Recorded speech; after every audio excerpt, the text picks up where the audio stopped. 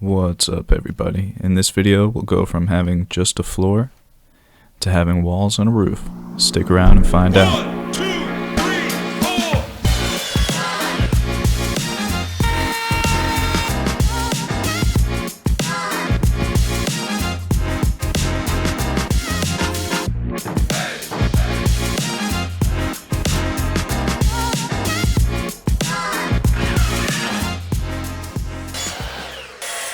Welcome to part 2 of my multi-video series of how to build a shed. If you haven't already, be sure to check out part 1. I like to organize my studs really neatly and stacked up nicely so that I can mark multiple things out at one time and batch things together. I like to measure and mark everything and then go through and square everything.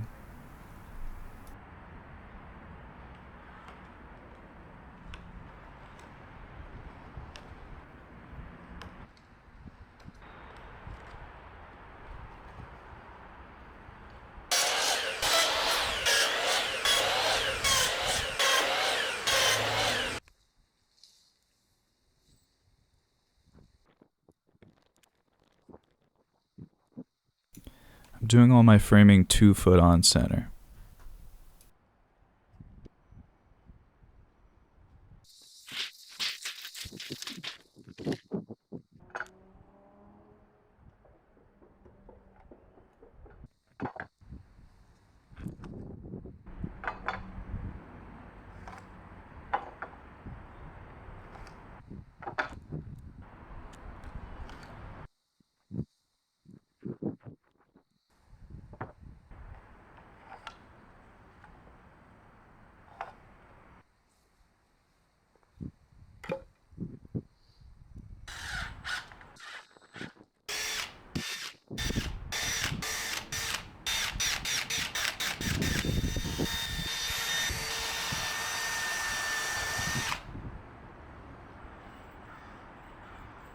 I find that if I don't pre-drill things, my screws kind of wander, they kind of go on an angle and pull in different directions, so I just pre-drill everything.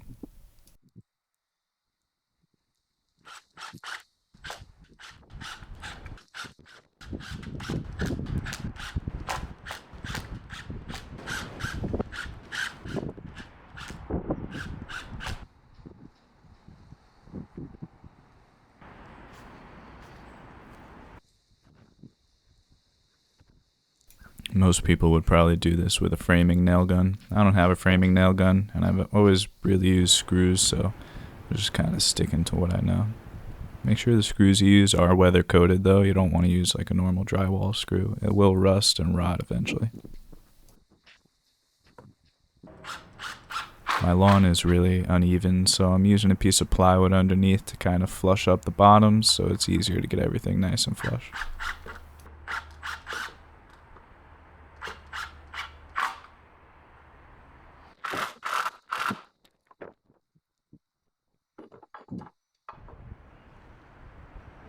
I put one screw in, I square up my stud, and then I put in my second screw. Rinse and repeat.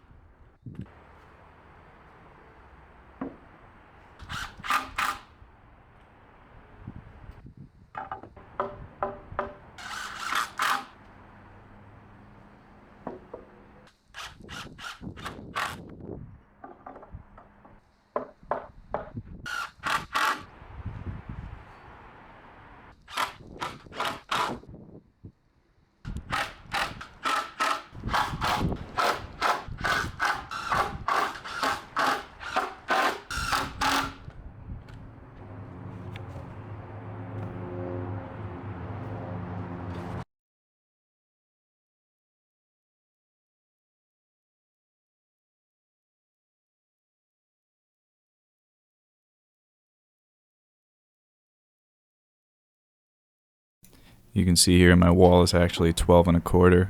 That's because the back end of my base is 12 1/4. It should be 12 foot, but it's not. and it's more important that everything is aligned and flush. So I did build my wall to 12 and a quarter, so when the siding goes on, it doesn't flare out at the bottom.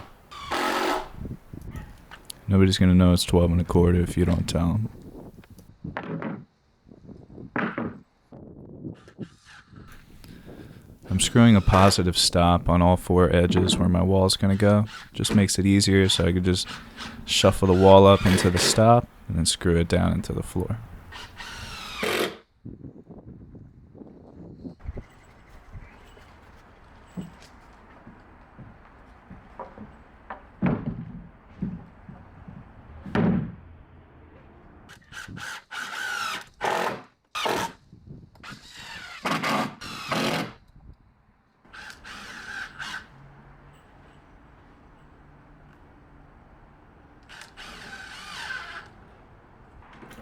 This piece is going to be my diagonal brace. It's going to hold everything nice and level until I can get all 4 walls up.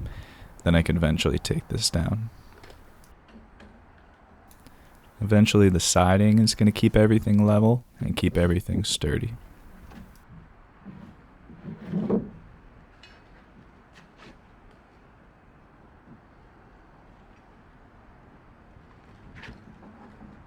Lift with your legs, not your back.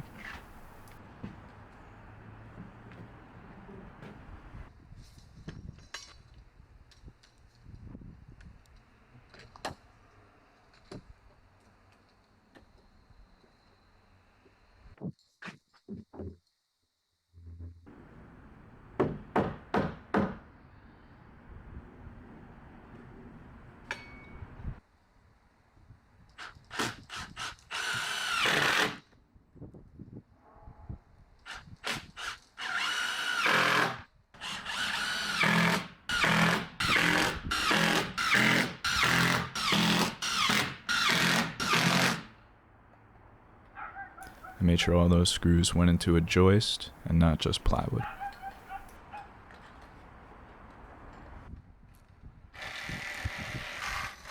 Sorry, tree, you gotta go.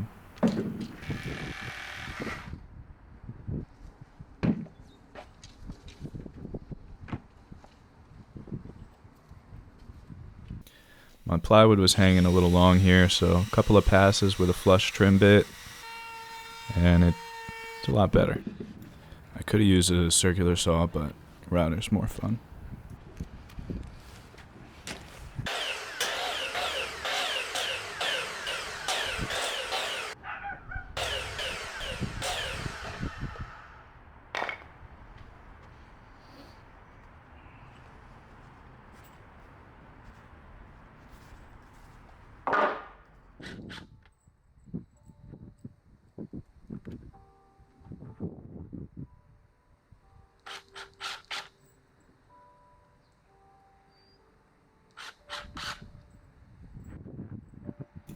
This is the front wall we're building now, and it is going to have a door.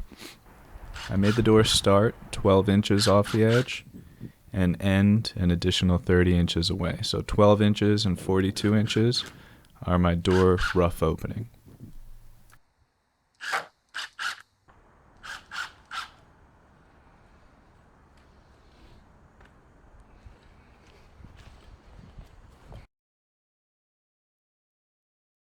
There you can see the door, 12 inches, and then again 42 inches, and then I continued 4 foot, 6 foot, 8 foot, 2 foot on center as usual.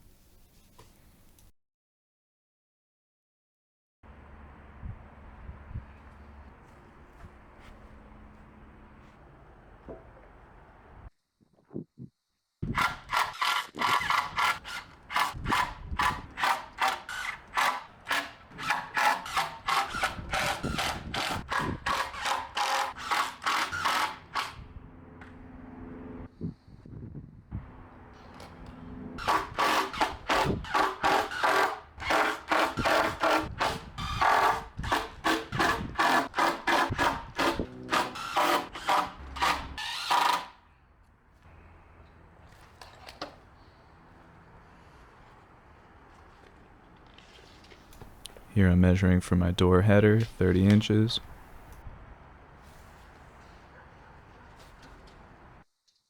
Here I'm marking the height for my door header.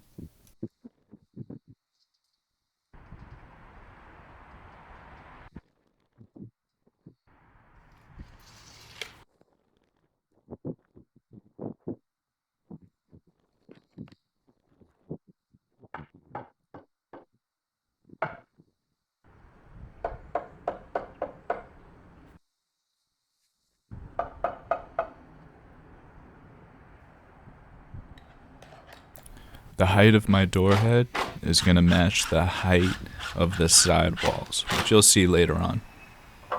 I did put a double stud on either end of the door jambs. Just be sure you screw in your door header before you get a second stud in each door jamb.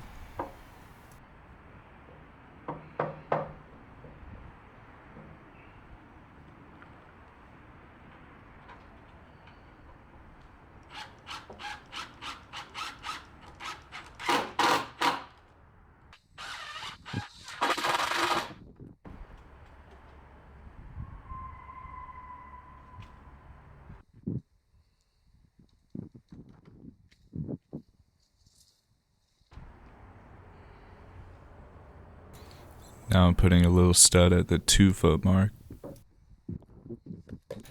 There's a lot of debate as to why the edges of 2x4s are rounded over, and I think this is why. This stud would have been a lot harder to bang in if the edges were square.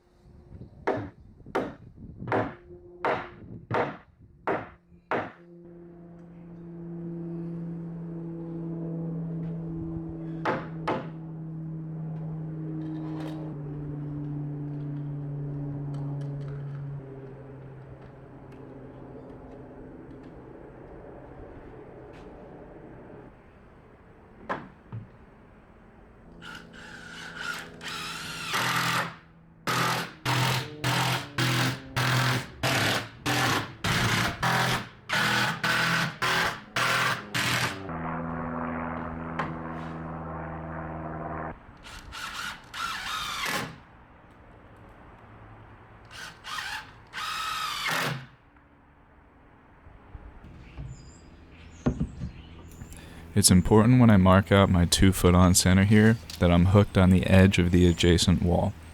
Otherwise my studs won't land in the middle of my siding panels.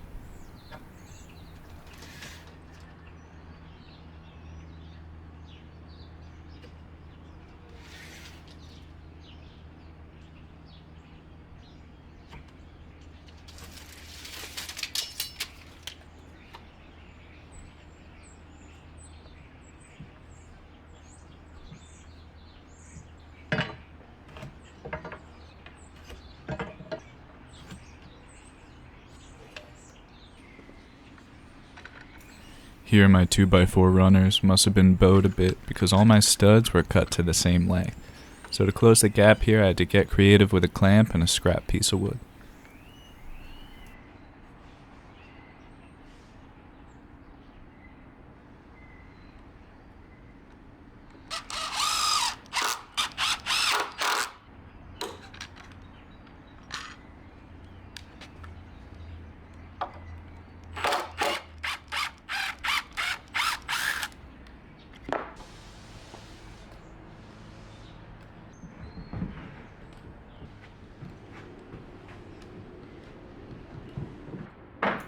Here you can see my door header is the same height as the top runner of the side walls.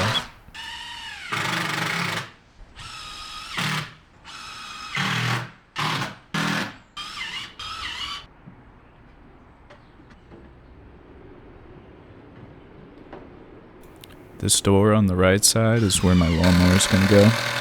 You're always going to be able to open the door, roll the lawnmower out, put it back in without anything being in the way.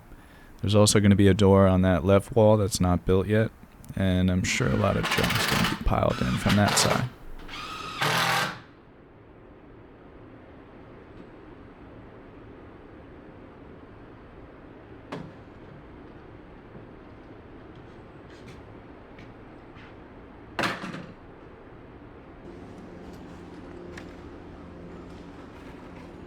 And for this wall, my top plate is my door header.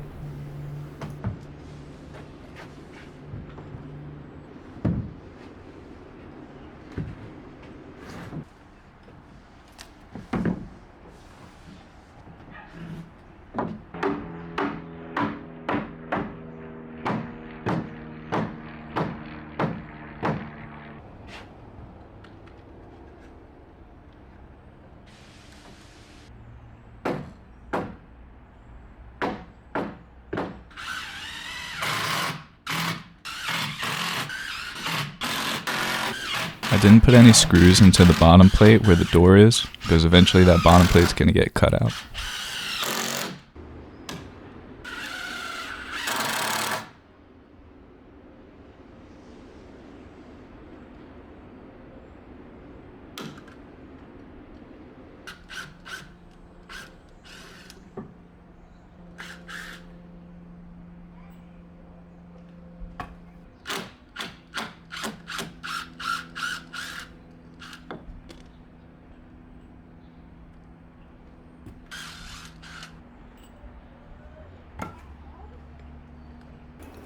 Here I'm measuring how high to assemble my baker. If I want my hands working just below eye height, I send my tape measure up to the top of the wall that I want my hands to be working at. In other words, I'm just measuring how much of a boost I need.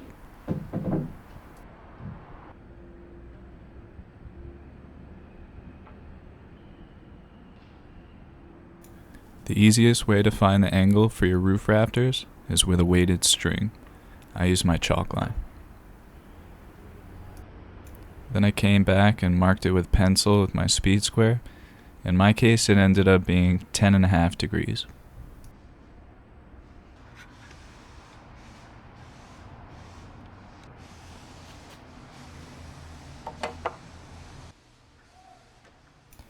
Here I'm just installing a scrap piece that I'm going to use as a positive stop for my roof rafter. You'll see in a little bit.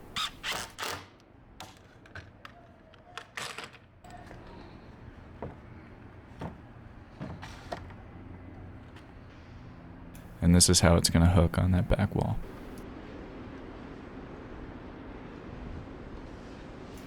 I want 16 inches of overhang, so I mark up 16 inches, and then I measure 10.5 degrees and strike through that line. Now that I have both my angles and I know how long my piece needs to be, I just need to make 9 more of them.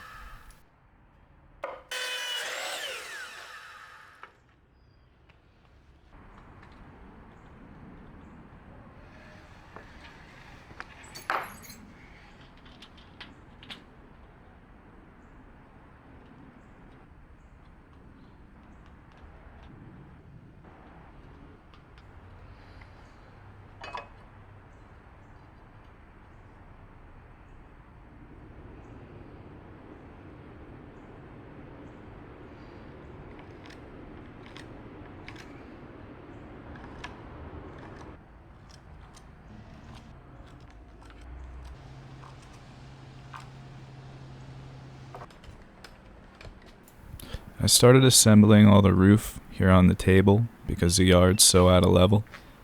I clamped 2x4s to the table to kind of support everything I'm doing here.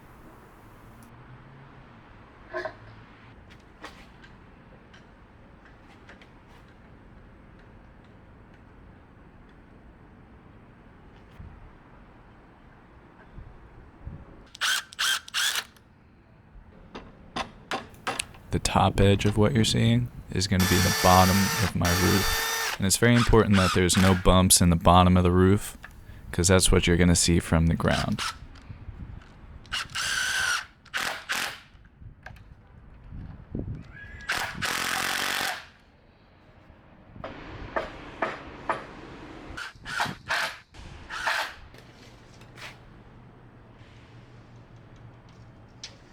Marking everything 16 on center.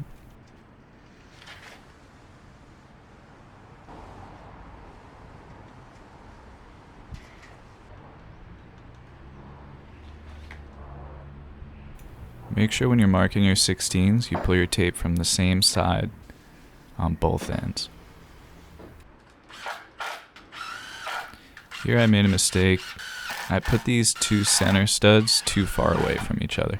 So when I picked this whole thing and tried to drag it over to the shed, it was really awkward to carry. If I could do it all over again, I'd put these two middle studs much closer to the center so that I could grab both of them at the same time and walk across the lawn. You'll see. Here I am installing my positive stop once again.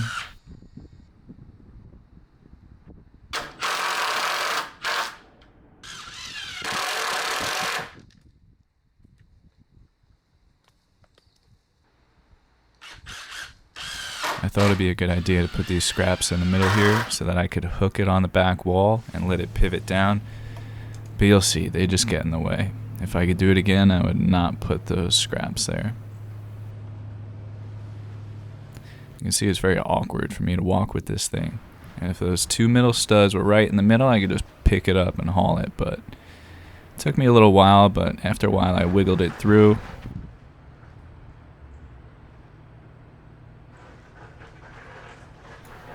It had rained the night before, so all of these studs and everything was just waterlogged, soaked with water. This assembly was super heavy. I probably should have got another person to do it, but I was by myself, so I just kind of winged it, but it was a little dangerous, you'll see. Because I have a fence to my back, when I was swinging this thing up, it nearly took my head off. It was just a little much for one person.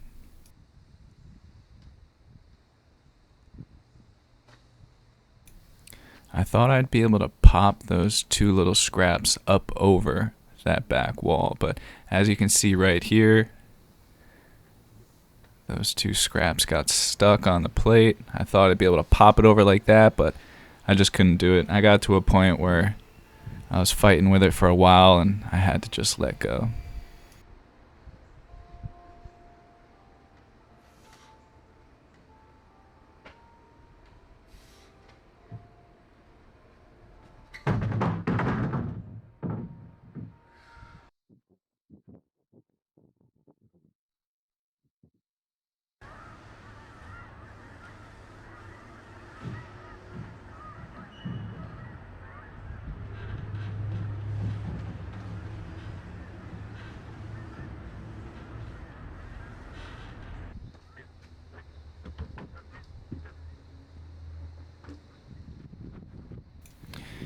Here I was gonna push that thing up with my ladder sideways. This would have been a bad idea because I could have fallen off a ladder.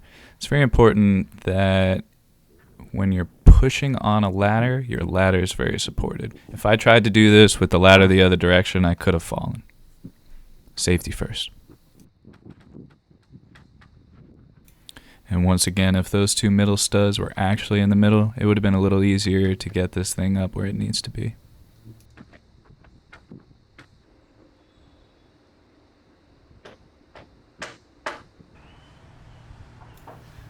This is the side of the shed you're going to see most from the ground, so I made sure everything was really nice and aligned on this side, and then I locked it all in place.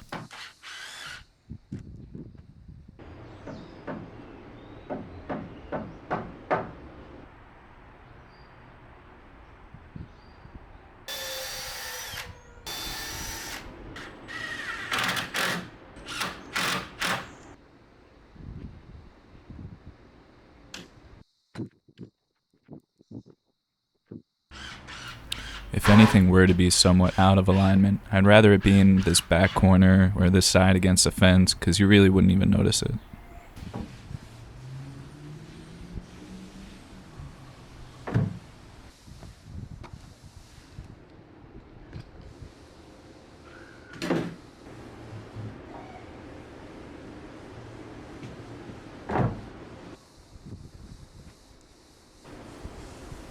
If the audio sounds a little weird, I apologize. It was really windy.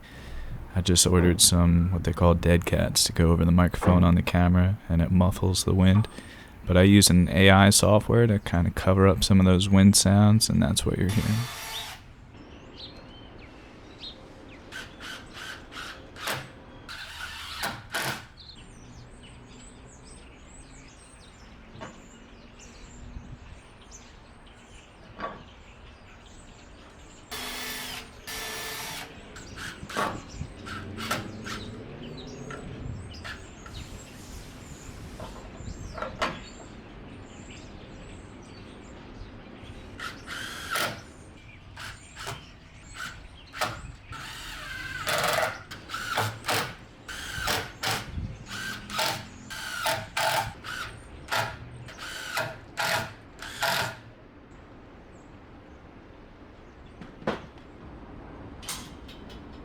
When assembling a baker by yourself, it's important to have at least one of these ladder sides leaning up against the wall.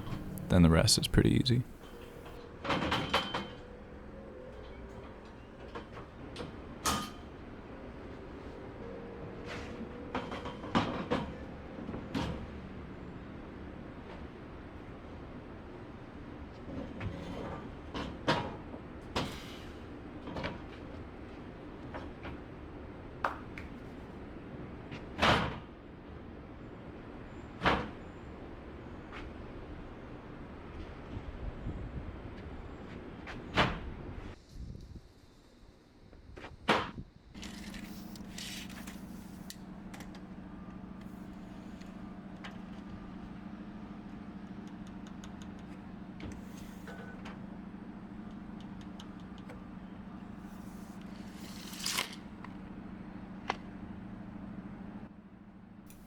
Right here you can see what I mean about there being a bump in the top side, a little bit of air underneath that speed square, which is okay, you're not going to see it. When the plywood goes on, that end runner is going to kind of bump it up a bit, which is fine. I'd rather bump be on top than underneath, because if it's underneath, you're going to see it. So I made the bottom edge flush, and I let that bump go to the top. In a perfect world, you would shave that runner down in a table saw, so both sides would be perfectly flush, but it's a shed, it's just not worth it for me.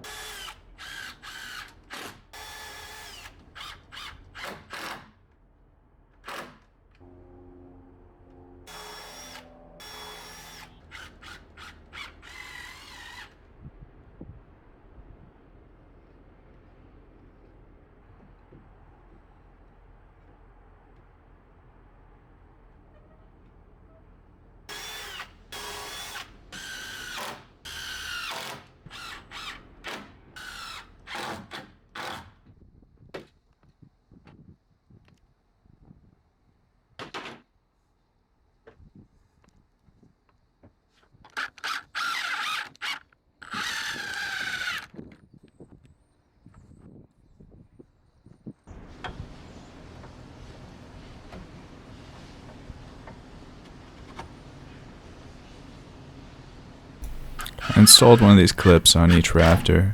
I don't know if it was completely necessary, but better be safe than sorry. They were pretty inexpensive, a little over $1 a piece, so I just went for it.